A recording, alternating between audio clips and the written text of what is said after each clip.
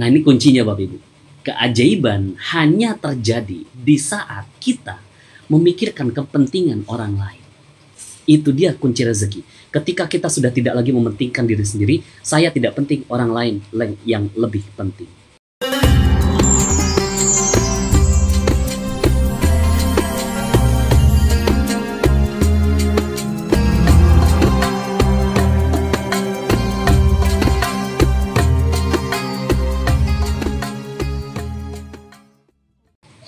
Nah, ini kuncinya Bapak Ibu. Keajaiban hanya terjadi di saat kita memikirkan kepentingan orang lain. Sekali lagi Bapak Ibu. Keajaiban hanya terjadi manakala kita memikirkan kepentingan orang lain. Itu dia Bapak Ibu. Ini dia rahasianya. Tuh kan, baru tahu kan? Ya karena rahasia. Ya, inilah rahasianya. Banyak orang yang nggak tahu. Selama ini Bapak Ibu, selama ini contoh dalam kondisi tidak mudah seperti inilah, dalam kondisi pandemi seperti ini yang semuanya terdampak, ya. Kemudian ada yang butuh pertolongan, ya. Ada yang butuh pertolongan. Kemudian, jangan dulu, saya aja lagi nggak mudah ini kondisinya gitu. Ini bisnis saya lagi turun gitu. Bisnis saya lagi turun. Jangankan ngebantu kamu, saya aja harus dibantu gitu. Ya kan seperti itu gitu ya. Jadi ketika kita ingin mendapatkan kebaikan gitu ya, ya fokus kita adalah saya dulu, orang lain mau belakangan. Gitu. Kan seperti itu ya. Saya dulu, orang lain mau belakangan, karena ya berbicara tentang ini hidup saya, ini bukan hidup kamu. Padahal kita ini satu sama dan terhubung Bapak Ibu. Kita ini satu sama dan terhubung. Ya. Ketika kita memaknai bahwa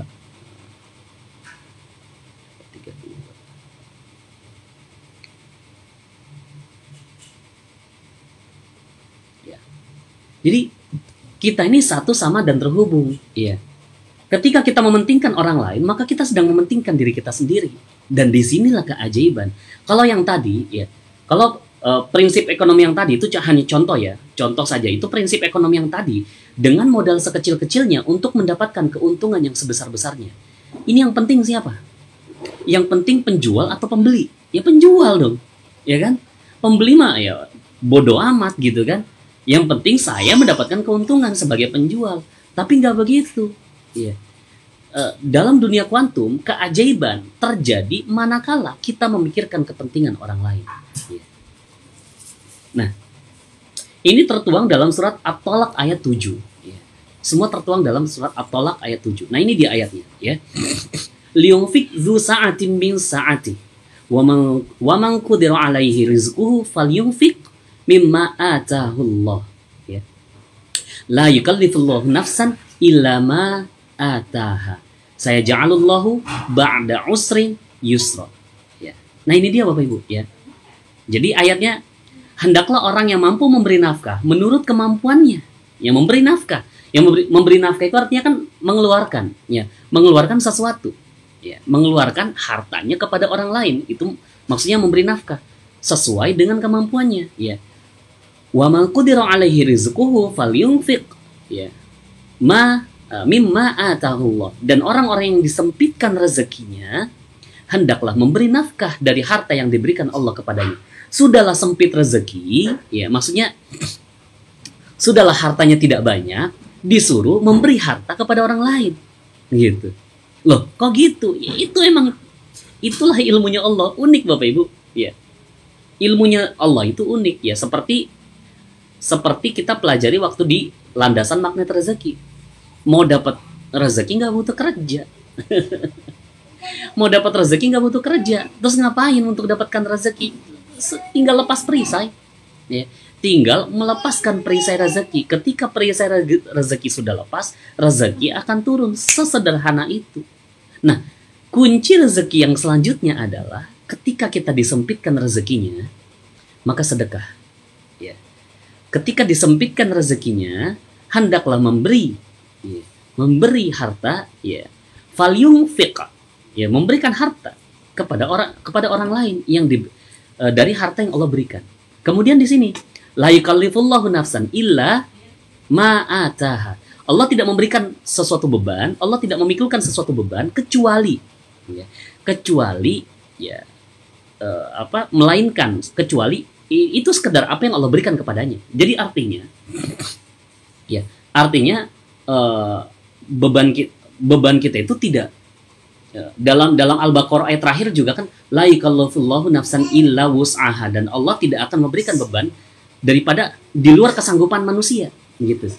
Jadi kalau misalkan kita hanya katakanlah sisa uang kita cuma 5.000 misalkan.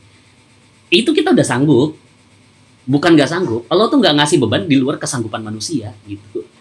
Tapi ketika ini kuncinya gitu ya. Gimana caranya supaya 5.000 itu ya, supaya 5.000 itu berkali lipat. Caranya adalah ketika disempitkan rezekinya hendak memberikan kepada orang lain. Ya. Mementingkan orang lain. Nah, kemudian saya ja'alallahu ya ba'da usrin yusra. Allah kelak akan memberikan kelapangan sesudah kesempitan. Ba'da usrin yusra. Ini dia Bapak Ibu ya.